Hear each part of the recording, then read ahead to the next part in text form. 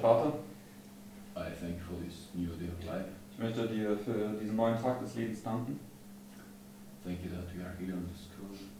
Danke, dass wir hier in der Schule sein dürfen. And thank you for all the time that you are giving us in order to understand the word. Und danke für all die Zeit, die du uns gibst, damit wir dein Wort verstehen können. Now I'm asking you, Father, that you please continue to teach us. Und ich möchte jetzt bitten, dass du uns fortfährst zu lehren. Help us to understand this message. Hilf uns, diese Botschaft zu verstehen. I'm asking for your blessing now during the class. Ich bitte jetzt um Segen für diese Klasse. Please keep all the worldly thoughts away from us. Und bitte halte all die weltlichen Gedanken fern von uns. Bless Brother Mark as he's leading all the class. Segne bitte Bruder Mark, wenn er die Klasse anleitet. All the brethren on the live stream. All die Geschwister bei dem Livestream. The translation and us as a class.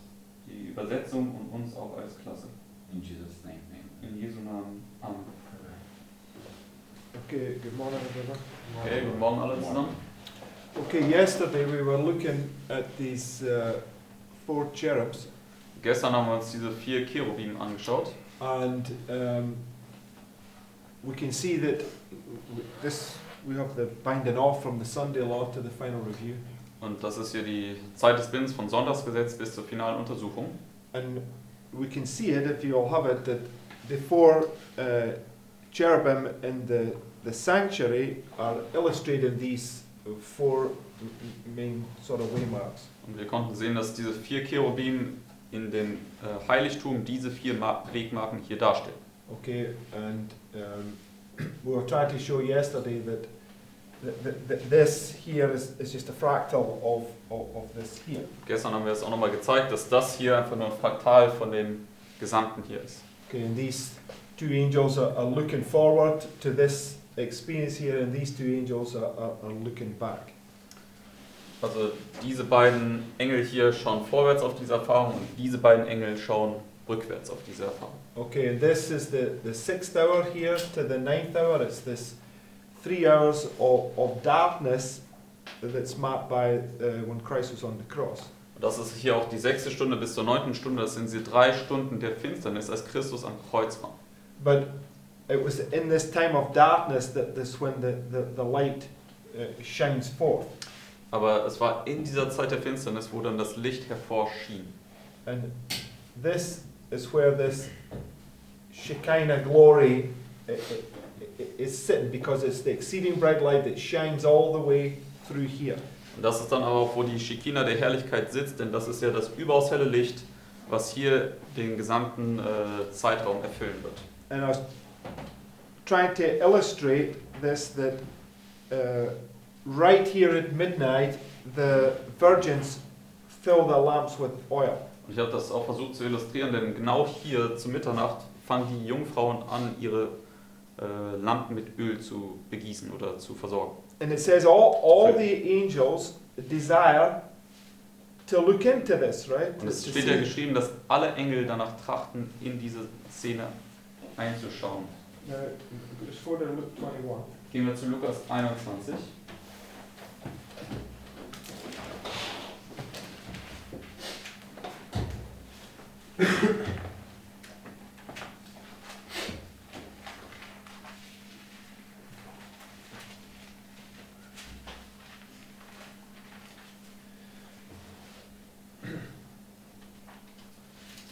Verse 22. Lukas 21 und dann Vers 22. It says, "For these be the days of vengeance, that all things which are written may be fulfilled."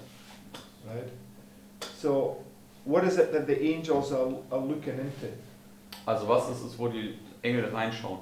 When all things are fulfilled. They're about to see the whole Bible being fulfilled, right? Sie sind davor, die ganze Bibel erfüllt zu sehen.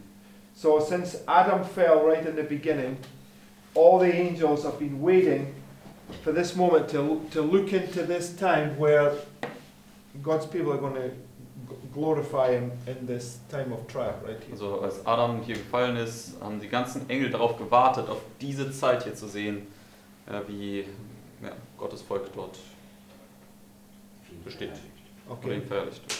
And yesterday we were right at the last moment there. We were looking at this point about this, what these cherubs represent. Und gestern haben wir uns dann noch am Ende angeschaut, was diese Cherubim darstellen. Okay, so we're showing that John is resting on the breast of Christ right here. Wir haben gesehen, dass Johannes hier an der Brust Jesu ruht. And he's looking down at Judas right here, who rejects his master, and Satan fills him. Und er schaut hinab auf diesen Zeitpunkt, wo dann hier Judas aufkommen wird und seinen Meister verwerfen wird. Yes. Ja. Okay. Und ihn dann verwerfen wird. Okay, but you want to finish your sentence. And so, but the theory is that these two cherubs are Christ, or in the beginning were Christ and Satan. Die Theorie dahinter ist, dass die beiden Cherubim ganz am Anfang waren Christus und Satan. So the fact that two cherubs replaced Satan tells us that there was two places to fill, right? Und die Tatsache, dass zwei Cherubim jetzt den Platz Satans eingenommen haben, also die zwei Gesalbten, bedeutet letztendlich, dass zwei freie Plätze da sein mussten. Okay, so Christ, he had to fulfill the plan of salvation. Deswegen Christus, er muss den Erlösungsplan ja erfüllen. So when you get to the end here, right, this is marking this point literally where Christ has now fulfilled it, and Satan has also fulfilled his part. Also wenn du hier ans Ende kommst, dann markiert das, wo Christus buchstäblich den Erlösungsplan für uns erfüllt hat. Aber Satan hat auch seinen Teil erfüllt. Because this is also marking Judas and Judas right here. Denn das markiert ja auch Judas und Judas dort. Okay, so Christ and Satan, these two places were fulfilled by those who had gone through the plan of salvation, like typified by Elijah and Moses. Also Christus und Satan, das sind letztendlich diese beiden Plätze, die dann sozusagen jetzt sich erfüllt haben, dargestellt auch durch Mose und Elijah, ist das? Yeah, yes. Ja, dargestellt durch Mose und Elia. Okay, so it's basically all about what's going to happen here, because right at the beginning here we see that we're in this terrible condition, and the Lord wraps us in swaddling clothes, and this is the sign that's going to be seen right here. Also es geht letztendlich darum, was hier passieren wird. Aber ganz am Anfang sind wir in diesem schrecklichen Zustand und der Herr in seiner Barmherzigkeit wickelt uns dann in diese Windeln. So you're perfect in the beginning till iniquity gets found in you. Du bist also right? vollkommen hier am Anfang, bis dann Unrecht hier in dir gefunden wird. And it's where the Lord's going to make us drink the cup to see whether we've been having fornication with this other husband, right? Und dort wird der Herr uns diesen Kelch trinken lassen, um erkennen zu lassen, ob wir diese Unzucht mit diesem anderen Ehemann getrieben haben. And the whole creation is waiting for this manifestation of the sons of God or the sons of Satan, right? Both are going to manifest. Die gesamte Schöpfung wartet auf diese Manifestation der Söhne Gottes oder auf die Manifestation der Söhne Satans.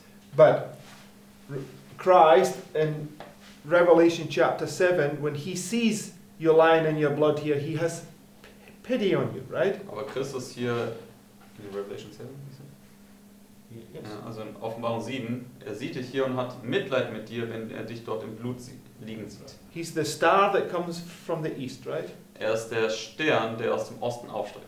Okay, and the star that comes from the east is representation of Christ, right? Und der Stern, der aus dem Osten aufsteigt, ist ja eine Darstellung von Jesus Christus. Okay, and it says that in the quote, which he says, hold, it says, he saw his people and he had pity on them, right? Und in dem Zitat, wo Jesus sagt, halte, da sagt sie, er hat sein Volk gesehen und hatte Mitleid mit ihm. Okay, and until the servants of God are sealed in the forehead. Bis die Knechte Gottes versiegelt sind an ihren Stirnen. So the point that I want to mark here is that the cherubim is one of four, right? Der Punkt, den ich hier markieren möchte, ist, dass dieser Cherub hier einer von vieren ist. And I want to suggest, because you have all four right here, right? Und Aber wir haben ja auch in dieser anderen Darstellung alle 4 Cherubim direkt hier am Anfang. Because we know that this cherub is a symbol of those who have gone through the plan of salvation and now have power over Satan, right? Und wir wissen ja auch, die Cherubim stellen auf eine Weise dar, diejenigen dar, die durch den Erlösungsplan hindurchgegangen sind und jetzt die Gewalt über Satan haben. So when Christ says here, hold,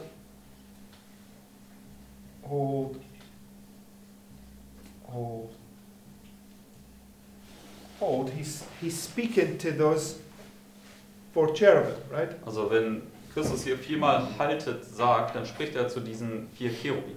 All right, and which are the 2 anointed ones, right? Was auch diese 2 Gesalbten sind. Right? Richtig? It's just a symbol, right? Das ist einfach nur ein Symbol. And just remind us, just go to Revelation 11. Lass uns das nochmal in Erinnerung rufen. Gehen wir dazu zu Offenbarung Kapitel 11.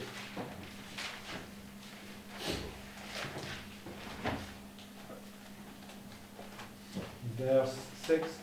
Offenbarung 11, Vers 6.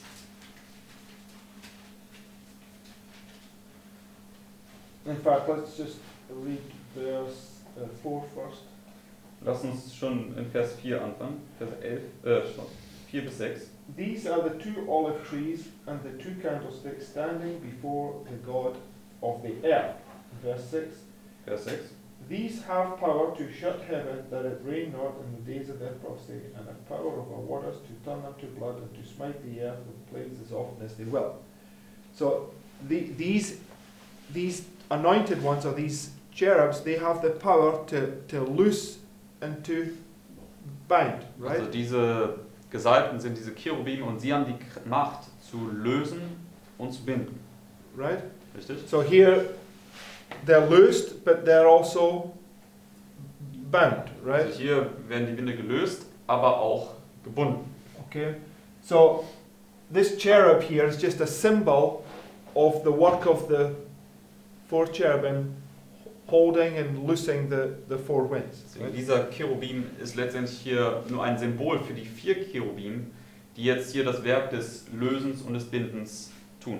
So the command here is hold till the servants of God are sealed, right? Also das Gebot ist hier, halte, bis die Knechte Gottes an den Stirn versiegelt sind. And it's a settling into the truth intellectually and spiritually that you cannot be moved right here. Und das ist ein gegründet werden, sowohl intellektuell als auch geistlich, sodass du hier nicht mehr bewegt werden kannst. But so what is the command right here? Und was ist denn das Gebot dann hier am Mitternachtsruf?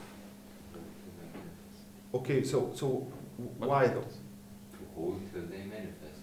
Also zu halten, bis sie letztendlich manifestiert haben. Okay, what's the principle in 1 John chapter? Oh, in 1 John. There's no new commandment, right? Also in 1. Johannes 2, da spricht es darüber, dass es kein neues Gebot gibt. So what's the command to the cherubim right here? Und was ist das Gebot für die Cherubim genau hier? Hold until the Halte, servants of God halte, are sealed, Bis right? die Knechte an den Stirn Gottes versiegelt sind. So I want us to see that these 4 cherubim are also marking the place where the 4 winds are being loosed and held, right? Ich möchte auch euch erkennen lassen, dass diese 4 Cherubim letztendlich immer diesen Ort darstellen, wo die 4 Winde gelöst und gehalten werden. Right? Richtig? What about here? Was ist hiermit? It's the same. Why is it now the same? Es ist dasselbe. Und warum? Because there's still these lost sheep to come in, right? Denn es gibt ja immer noch diese verlorenen Schafe, die noch reinkommen müssen.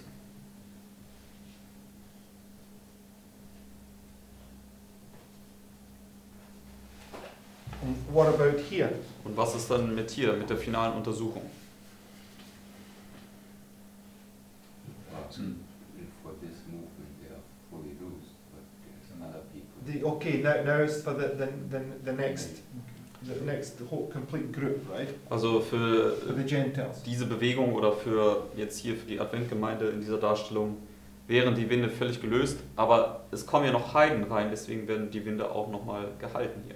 Okay, so basically the Lord has shown us that. So when you get here, you're going to basically become the church triumphant on earth, right? Deswegen der Herr zeigt uns ja hier, dass wenn du zu diesem Punkt hier kommst, dann wirst du zu dieser triumphierenden Gemeinde auf Erden werden. Christ is going to give you this ability to, the keys of the kingdom, right? To loose and to bind, right? Christus wird dir diese Schlüssel des Königreichs geben, um zu lösen und zu binden. Okay, so go to 2 Kings. Gehen wir jetzt zu 2. Könige.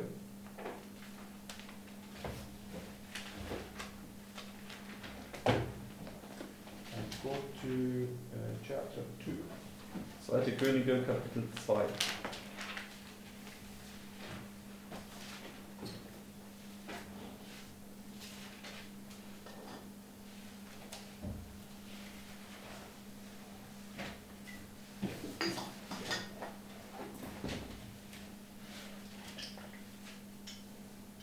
So, right here, you have this smiting of the waters. Hier haben wir jetzt dieses Schlagen der Wasser. And right here, you have the smiting of the waters. Und hier zur 9. Stunde ebenso die Schlagen der Wasser. Right? Richtig? And this is marking this point where Elijah ascends, come up hither, and now it's marking this transition period from Elijah to Elisha. Also hier markiert ist ja diesen Punkt, wo jetzt letztendlich Elia aufsteigt zum Himmel, kommt hier herauf und es markiert dann auch den Übergang von Elia hin zu Elisa. Okay, so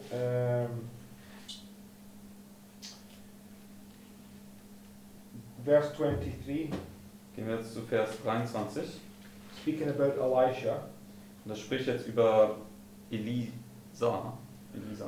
it says, and he went up from thence unto Bethel. Where is he at this point? Also wo befindet sich Elisa hier zu diesem Zeitpunkt?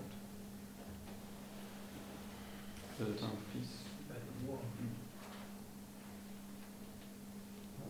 say anything. I'm asked, where is he on the line at this time? Also wo ist er auf unserer Linie hier zu dieser Zeit? Is at the end of the little time of peace. Yeah, the end of the. So you've got a little time of peace marked here, right? Also er ist am Ende dieser kleinen Zeit des Friedens nach der 9. Stunde. Okay, so it says, and he went up from thence unto Bethel, and as he was going up by the way, there came forth little children out of the where? Da kamen jetzt diese kleinen Kinder wo heraus? Out of the city, right? Aus der Stadt. And mocked him, and said unto him, Go up thou bald head, go up thou bald head. And he turned back and looked from them, and cursed them in the name of the Lord. And there came forth 2 she-bears out of the wood, and tare 42 children of them. And he went from thence to Mount Carmel, and from thence he returned to Samaria. Bis Vers 25 haben wir gelesen. So, Elisha, what's he a symbol of? Elisa, wofür steht er symbolisch? Okay, he's a symbol of Christ, but Er ist ein Symbol für Christus, ja? Sister White says that Elisha more perfectly represents the character of Christ, right? Ellen White sagt, dass Elisa vollkommener den Charakter Christi symbolisiert. Okay, because right at the beginning here, when you have this birth, you represent Christ, right? Genau hier am Anfang, wenn du diese erste Geburt hast, dann repräsentierst du ja auch Christus. But this is marking a point. Elisha is marking the fulfillment of the manifestation of the sons of God. Aber hier zu dem Punkt, wo du dann Elisa hast, das markiert dann den Punkt, wo die Söhne Gottes manifestiert werden. Okay, what did Elisha? First point, right? Before we go there, right? So these children So diese Kinder hier, that come out of the cities, die aus den Städten herauskommen, they mock him, right? die spotten hier Elisa. Now, just go to Revelation chapter 9. So Offenbarung Kapitel 9. We see a principle. Da möchte ich euch ein Prinzip sehen lassen. Offenbarung 9.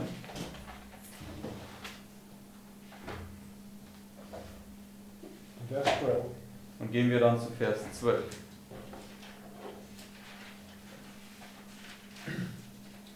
It says, one woe is past, and behold, there come 2 woes more hereafter. Right? So, the first woe ends right here. Right? Die erste Wehe endet ja hier Mitternacht, richtig? Okay. But it says,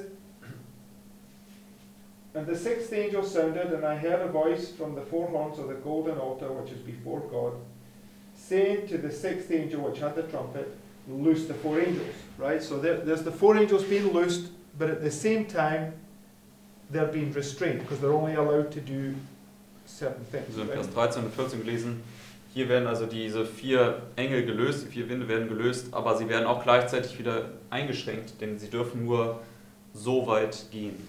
It says, and the 4 angels were loose, which were prepared for an hour and a day and a month and a year, for to slay the 3rd part of men. Vers 15. Right? And it says that, verse 17, Vers 17. and thus I saw the horses in the vision, and them that sat on them having breastplates of fire and of jacinth and brimstone, and the heads of the horses were as the heads of lions, and out of their mouths issued fire and smoke and brimstone. Right? So the fire, the smoke, and the brimstone, what does it take your minds to? Where would you think about those things? Also Feuer, Rauch und Schwefel, an was erinnert euch das? Sodom, right? Ja, die Zerstörung von Sodom. Okay, so fire and smoke and brimstone is what rained upon Sodom, right? Also Feuer, Rauch und Schwefel, das ist ja, was über Sodom herabgeregnete. Verse 18. Vers 18. By these 3 was the 3rd part of men killed, by the fire and by the smoke and by the brimstone, which issued out of their mouths. For their power is in their mouth and in their tails, for their tails were like unto serpents, and heads with them they do hurt. And the rest of the men which were not killed by these plagues, yet repented not of the works of their hands, that they should not worship devils, and idols of gold, and silver, and brass, and stone, and of wood, which neither can see, nor hear, nor walk. Neither repented they of their murders, nor of their sorceries, nor of their fornications, nor of their thefts. Right? Bis Vers 21. So, here you have the first woe. Hier haben wir die erste Wehe markiert. Right? And we know that the second woe marked right here, right? Und wir wissen, dass die zweite Wehe dann hier markiert ist. And I want us to now we know also, right, that creation week begins here, right? Und wir wissen auch, dass die Schöpfungswoche hier anfängt. How Stimmt? many days are in creation week? Und wie viele Tage gibt es in der Schöpfungswoche? 6 days No, come on. created and 7th rest. Yeah, but it's creation week is still made up a week. It's called the week is the answer, right? It's 7 days, right? Also eine Schöpfungswoche besteht aus 7 Tagen. Das ist eine Woche. Okay, 3, 4, 5 days to gather manna, Also right? 5 Tage, um das Manna hier zu sammeln. This was parallel. On the 6th day there is double, right? Am 6. Tag gibt es dann die doppelte Menge. And what happens on the 6th day of creation week? Und was ist am 6. Tag der Schöpfungswoche passiert? Man is created in the image of God, Der right? Mensch wurde im Ebenbild Gottes geschaffen.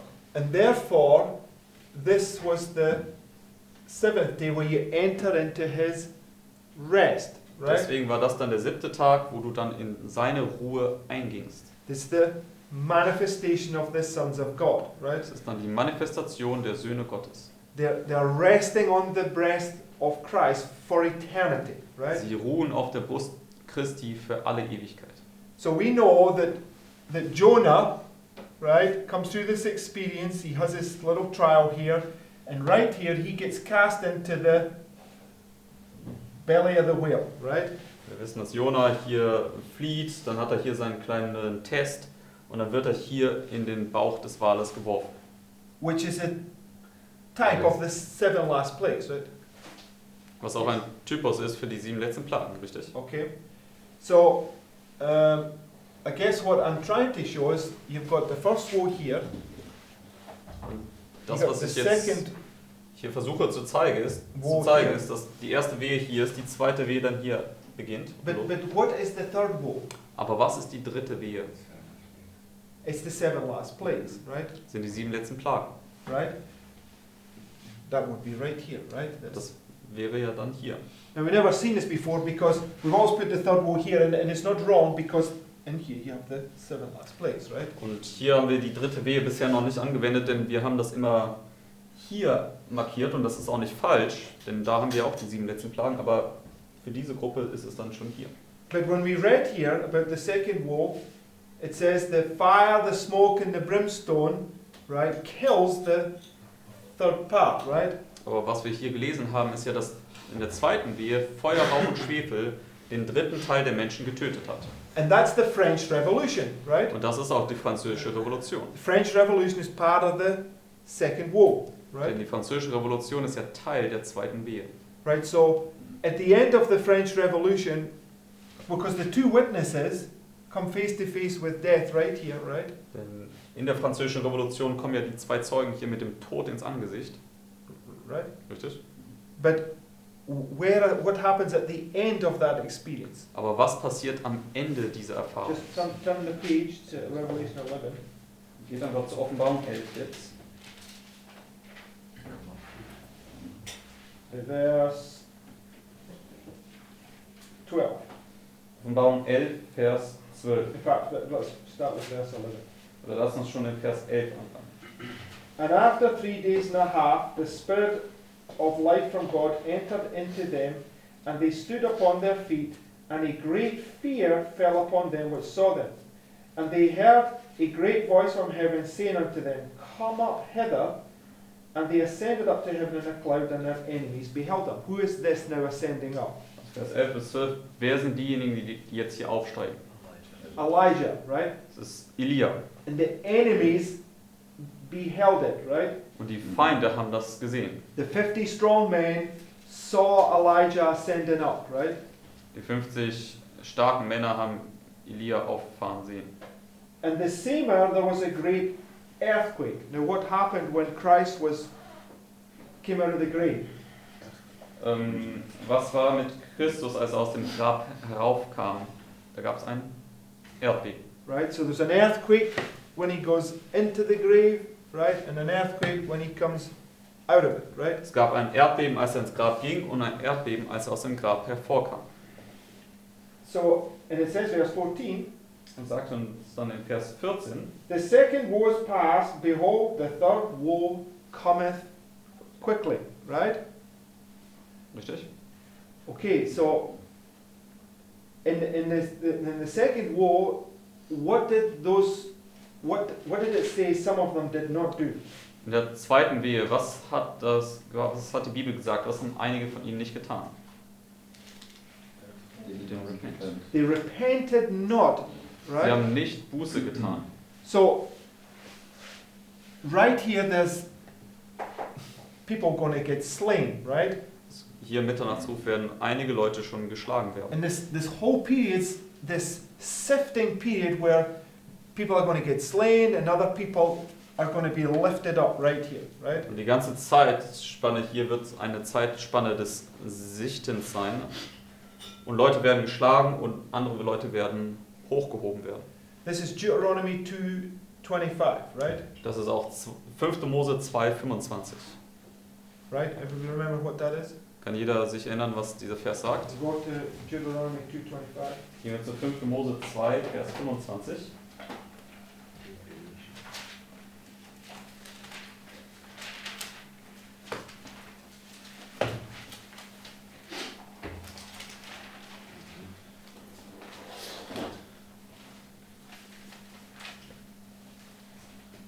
Let's begin verse 24. Fangen wir in Vers 24 an. It says, Rise ye up, take your journey, and pass over the river Arnon, Behold, I have given into thine hands Sihon, the Amorite king of Heshbon, and his land. Begin to possess it and contend with him in battle. So what's been given to them now? Was wird ihnen jetzt hier gegeben?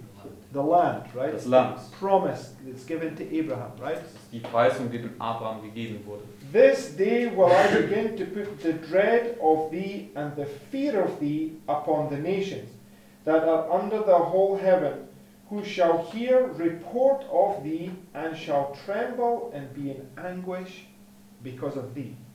Right? So the nations are going to tremble when you get lifted up, right here, when you come out of that grave, Die right? Nationen, die werden vor Furcht zittern, wenn du hier aus dem Grab kommst und hier erhöht wirst. What do you now have the power to do? Denn was hast du jetzt für eine Macht bekommen?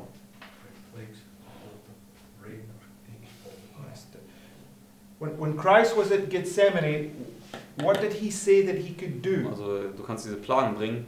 Aber als Christus in Gethsemane war, was hat Jesus gesagt, was hätte er tun können? Can I not bring 12 legions of angels, right? Er hat gesagt, könnte ich nicht 12 Legionen Engel rufen? But he was to hold, right? Aber er sollte halten. He was not to, he was to go in there like a lamb to the slaughter, right? Also er sollte diese Sachen zurückhalten, denn er sollte in diese Zeit hier wie ein Lamm zur Schlachtbahn hineingehen. Okay. But Elisha, right here, what does he do? Aber Elisa in dieser Zeit hier, was tut er hier? Okay, so go to Er verflucht hier diese Kinder. go to Genesis 19. Gehen wir dazu jetzt zu 1. Mose 19.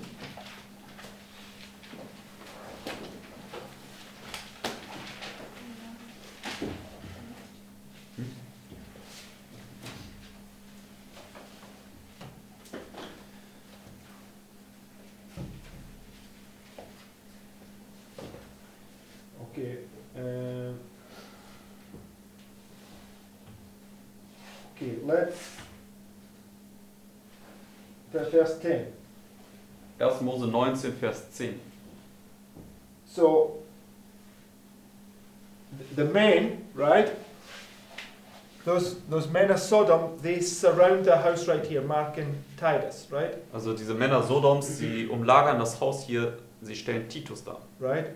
And when Lot comes out, the door gets shut, right? Und wenn Lot herauskommt, dann wird die Tür geschlossen. Richtig? Mark's Christ Object Lessons 4:1-2, it says it's the close of probations, marking a closed door for one group of people. Right? Markiert hier Christi Gleichnis 412, markiert diese Ende der Gnadenzeit, diese geschlossene Tür für eine Gruppe von Leuten. And Lot is reasoning with them, don't do this wickedness, right? Und Lot, er rechtet dort mit denen und sagt, tut diese Bosheit nicht. But what do the people then go to do? Aber was wollen die Leute dann tun? They go to kill him, Sie right? wollen ihn jetzt umbringen. But the angels drag him back into the house, right, and shut the door. Aber die right? Engel, sie ziehen ihn zurück ins Haus und schließen ein weiteres Mal die Tür. Right, and smite them with blindness, Und right? schlagen sie dann mit Blindheit. And when you're blind, what does it say according to John 9? Und wenn du blind bist, was sagt es gemäß Johannes 9? No. John 9. What is it? And we just keep your place in Genesis 19. Go to John 9. Gehen wir zu Johannes 9.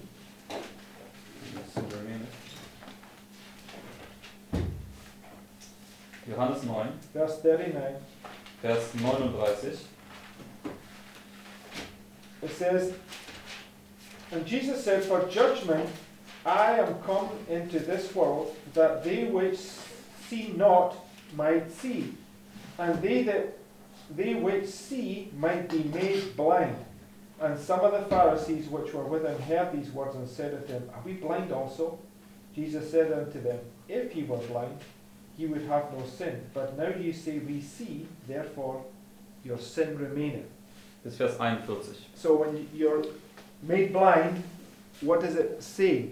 Also wenn du blind gemacht wirst, was sagt es hier? What does it say? It says it black and white. The sin remaineth. It's the sin remaineth, right?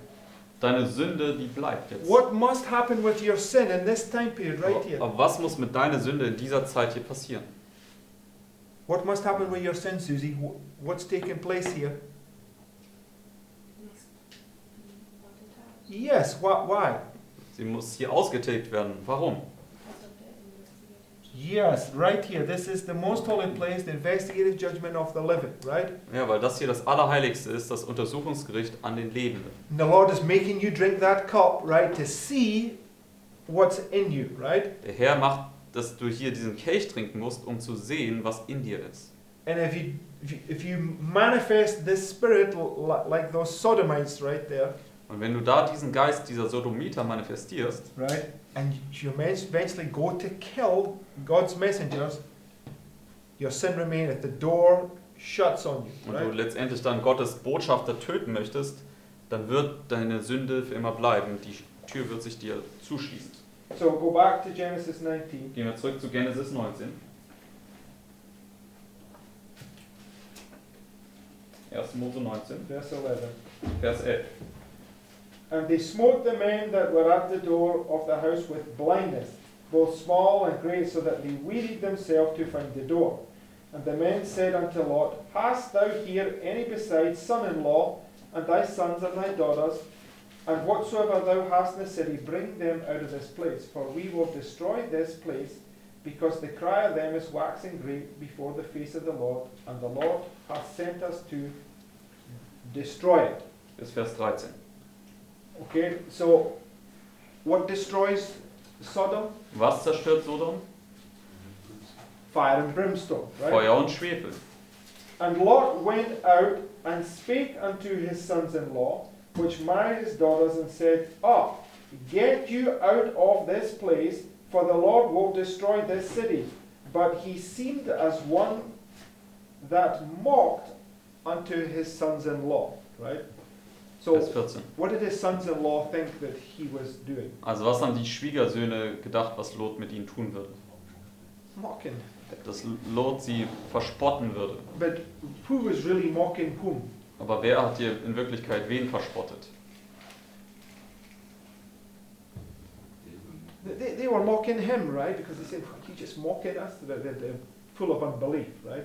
Sie haben in Wirklichkeit ihn verspottet, denn sie haben gesagt, du verspottest uns, wir waren voller Unglauben.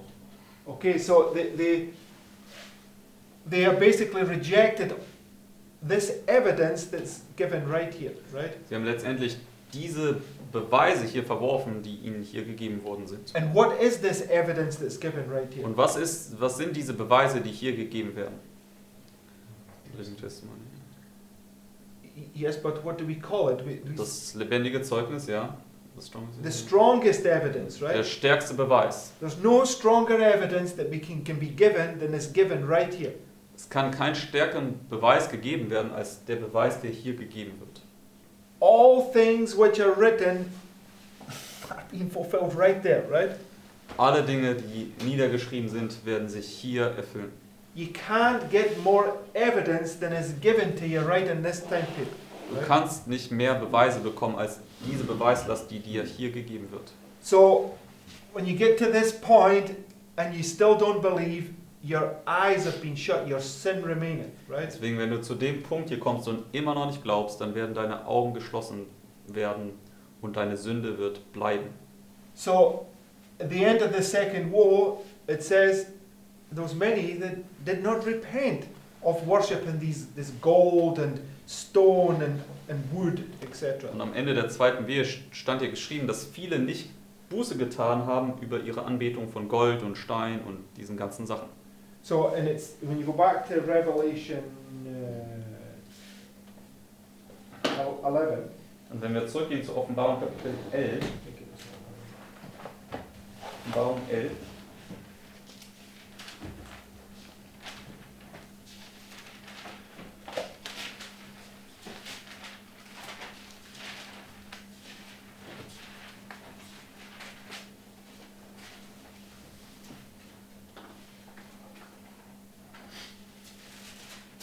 Verse 13. Offenbarung 11, Vers 13. And the same hour was a great earthquake, and the 10th part of the city fell.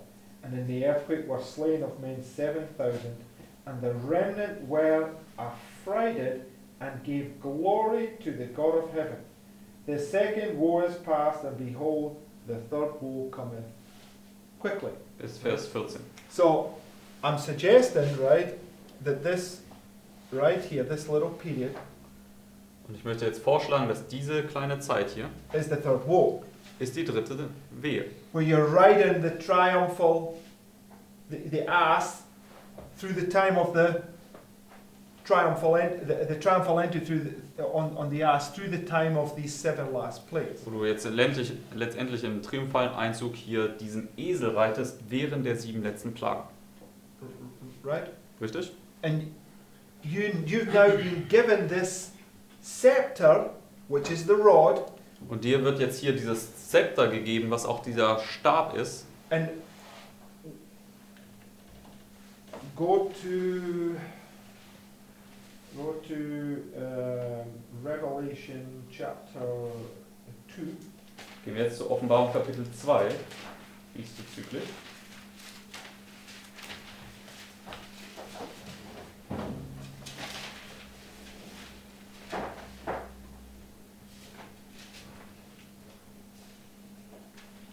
Verse 26. Und lesen wir Vers 26. And he that overcometh, right? So yesterday, who's okay? The Passover, right? Und derjenige, der hier überwindet, und gestern haben wir uns, No, in the last few days. oder in den letzten paar Tagen haben wir uns dieses Passa angeschaut. Passover, Passa, first day of unleavened bread, first fruits, right? also Passa, erster Tag der ungesäuerten Brote, Erstlingsfrucht. Who's the first fruits? Wer ist die Erstlingsfrucht? Those that sing the song of Moses, right? Diejenigen, die das Lied des Mose singen. They've crossed over right into the land, right? Sie sind übergetreten ins Land. And now they're told, go forward and possess the land. Und dann wird ihnen der Auftrag gegeben, geh vorwärts und erobere das Land. But it says Also nehme here, das Land ein. verse 26, he that overcometh represented the first fruits, the 144,000. Vers 26, also diejenigen, die überwinden, das sind die Erstlingsfrüchte, die 144.000. And keepeth my words unto the end, to him will I give power over the nations. And he shall rule them with a rod of iron, as the vessels of a potter shall they be broken to shivers, even as I received of my Father, and I will give him the morning star, etc., etc. Right? So, Das ist Vers 28.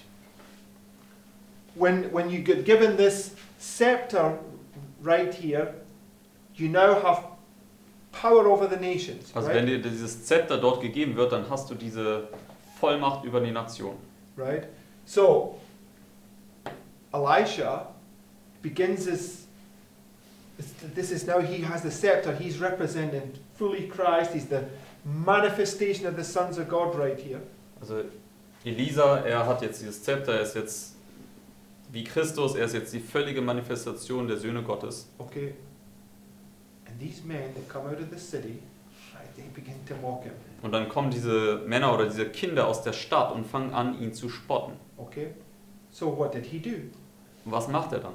He cursed them, right? Er hat sie verflucht. Okay, now let's just read this quote here from Prophets and Kings. Und lasst uns jetzt dieses Zitat hier lesen aus Propheten und Könige, das ist auch in der Livestream-Gruppe.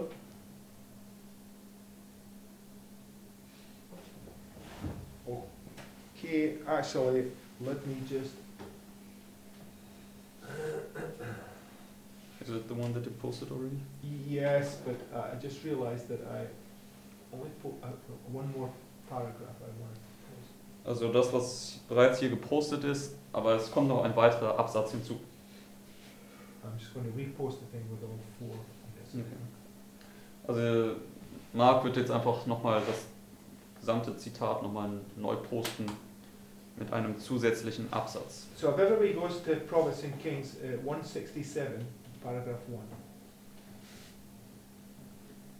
Also wenn wir zu Propheten und Könige 176 Absatz. Go in your spirit prophecy, because the Eins, first paragraph's not there.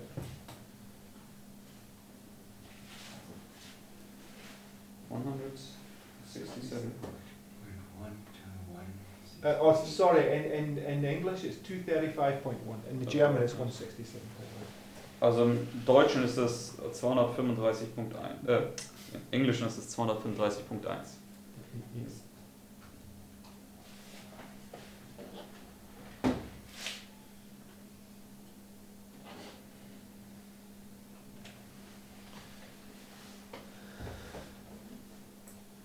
Okay, it says the work of Elisha as a prophet was in some respects very different from that of Elijah. To Elijah had been committed messages of condemnation and judgment. His was the voice of fearless reproof, calling king and people to turn from their evil ways. Elisha's was a more peaceful mission. His it was to build up and strengthen the work that Elijah had begun. Right? Now just go to Jeremiah chapter 1. Gehen wir jetzt zu Jeremia Kapitel 1. Also wir haben gelesen bis zu dem Punkt, dass die Mission des Elisa darin bestand, aufzubauen. Wir gehen jetzt zu Jeremia 1.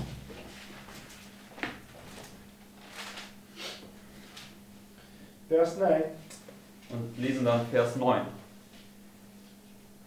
Then the Lord put forth his hand and touched my mouth, and the Lord said to me, Behold, I put my words in thy mouth. See, I have this day set thee over the nations and over the kingdoms, to root out, to pull down, and to destroy, to throw down, to build and to plant. Right? So he has two different works there, right? Also Jeremia hat hier zwei verschiedene Aufgaben anvertraut bekommen. What's the two works? Und was sind diese beiden Aufgaben oder Werke? To tear down, destroy, but also to build and to plant. Niederzureißen und zu zerstören, aber auch zu bauen und zu pflanzen. Okay? So, what's the preferred work that the Lord wants to do? Also was ist das Werk, was der Herr lieber tun möchte? To build and to plant, right? Er möchte lieber aufbauen und pflanzen. He never destroys without a warning, right? Der Herr zerstört niemals ohne Warnung. Okay, it says, His was a more peaceful mission. His it was to build up and strengthen the work that Elijah had begun. Wir sind zurück beim Zitat. To teach the people the way of the Lord. Inspiration pictures him as coming into personal touch with the people, surrounded by the sons of the prophets, bringing by his miracles and his ministry healing and rejoicing. Elisha was a man of mild and kindly spirit, but that he could also be stern is shown by his course where on the way to Bethel. So what could he also be? Also Elia war, hat einen freundlichen, milden Geist, aber was konnte er auch sein? Stern, right? Er konnte streng sein. These are these two works that's given to Jeremiah, right? Das sind diese zwei Werke, die auch dem Jeremia aufgetragen worden sind. Elisha was a man of mild and kindly spirit, but that he could also be stern is shown by his course when on the way to Bethel he was mocked by ungodly youth who had come out of the city. These youth had heard of Elijah's ascension, and they made this solemn event the subject of their jeers, saying to Elisha, Go up, thou bald head, go up, thou bald head. At the sound of their mocking words, the prophet turned back, and under the inspiration of the Almighty, he pronounced a curse upon them. The awful judgment that followed was of God. There came forth 2 she-bears out of the wood, and tare 42 of them. Had Elisha allowed the mockery to pass unnoticed, he would have continued to be ridiculed and reviled by the rabble, and his mission to instruct and save in a time of grave national peril might have been defeated. This one instance of terrible severity was sufficient to command respect throughout his life. For 50 years he went in and out of the gate of Bethel, and to and fro in the land from city to city. Where did he go? Also, wo ging er?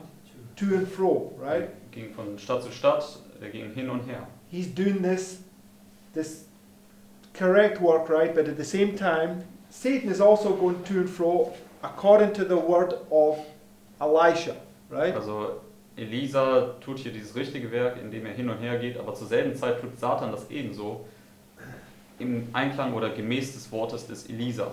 Right? Richtig? Because the Lord walks up to and fro in his church.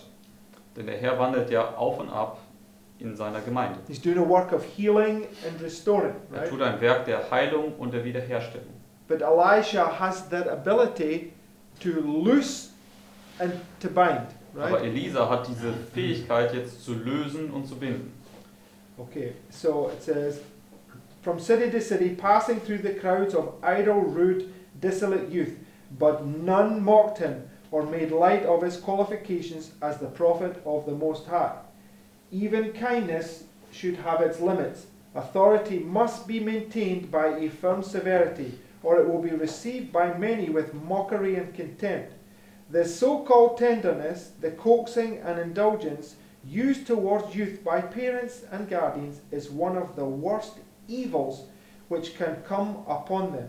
In every family, firmness, decision, positive requirements are essential.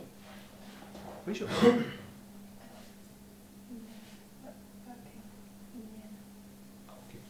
Sorry, I didn't know. Just realised you. Ellen White actually speaks about in child guidance, I think. She says she uses this exact term with use of the rod with children, that you might only need to use the rod once in a child's lifetime to command respect, that it will never rebel against its parents again. Yes, and the rod is a symbol of God's judgment, right? Also Ellen White hat auch dieses Zitat in Child Guidance, dass sie sagt, du musst diesen Stab einmal oder solltest ihn einmal nur gegen deine Kinder verwenden, sodass du diese Autorität und diesen Respekt in sie hineinbringst und danach nie wieder. Okay, so Und der Stab stellt Gottes Gerichte. right here, the third woe, right, only has to be loosed upon them once and they'll never forget it, right? Also hier diese dritte Wehe, die muss nur einmal über sie gelöst werden und sie werden das nie wieder vergessen. It's not saying that the judgments are not going to come, but the point is that it's telling us that from that point forth, the Lord is on the earth through his prophet is going to be respected. Right? Also das heißt jetzt nicht, dass danach keine Gerichte mehr kommen werden, aber es zeigt uns, dass ab diesem Zeitpunkt wird der Herr durch seinen Propheten hier auf Erden sein und sein Prophet wird respektiert werden. Okay, so I just wanted to bring all those thoughts together to show you really what the Lord is going to offer you if you're faithful right there. Ich wollte einfach nur diese ganzen Gedanken hier zusammenbringen, um euch wirklich zu zeigen, was der Herr uns hier anbietet, wenn wir treu bleiben. Okay, last thought I want you to think of. Letzter Gedanke, über den ich euch nachdenken lassen möchte. Who's the two she-bears? Wer sind diese zwei Bärinnen? What's a bear a symbol of in Bible prophecy? Also wofür steht ein Bär in der biblischen Prophetie? Right? Medo-Persien war ein Bär. And who's Medo-Persia? Und wer ist Medo-Persien?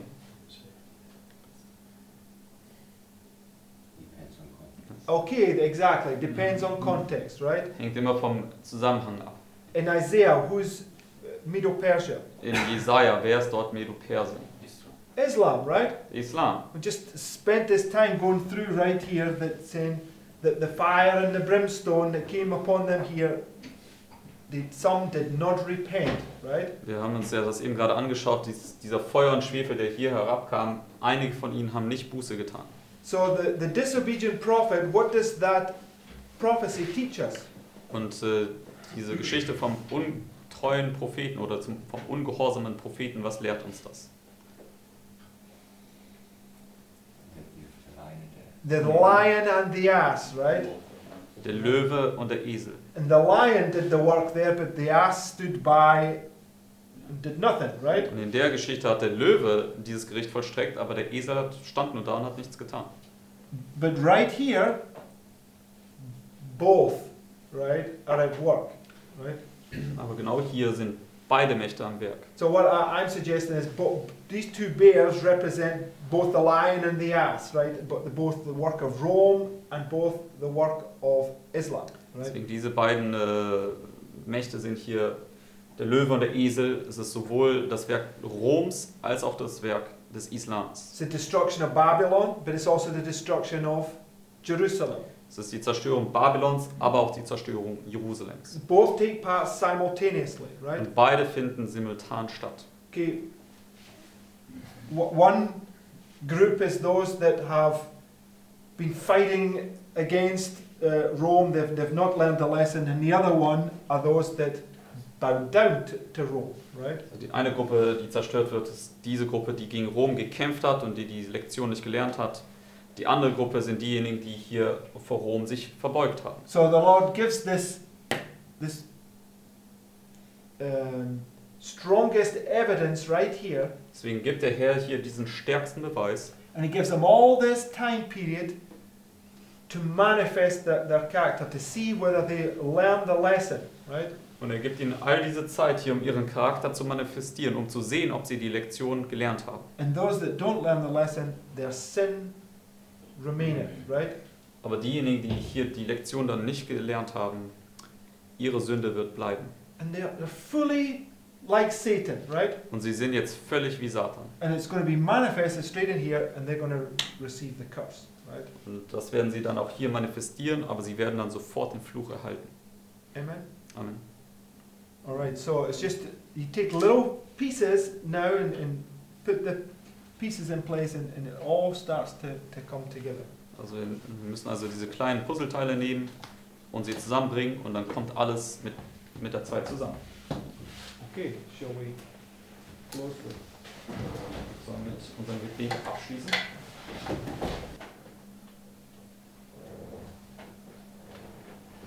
Dear Father in heaven, Lieber Vater im Himmel, thank you for this new day, danke für diesen neuen Tag, the new opportunities you give us. die neuen Möglichkeiten, die du uns schenkst. Please help us to use them Bitte hilf, dass wir sie nutzen, to follow you in everything, dir in allem zu folgen and that we will apply the lessons that we've learned in the past. That we will apply the lessons that we've learned in the past. und dass wir die Lektionen auch anwenden, die du uns in der Vergangenheit gelehrt hast. And that we pray that you help us to take everything we get from you, put it in our hearts. Und bitte hilf, dass wir alles in unser Herzen tun, was wir von dir erhalten. And we pray that you be with us in this day. Und wir bitten dich, dass du mit uns bist diesen Tag über. In Jesus' name. In Jesu Namen.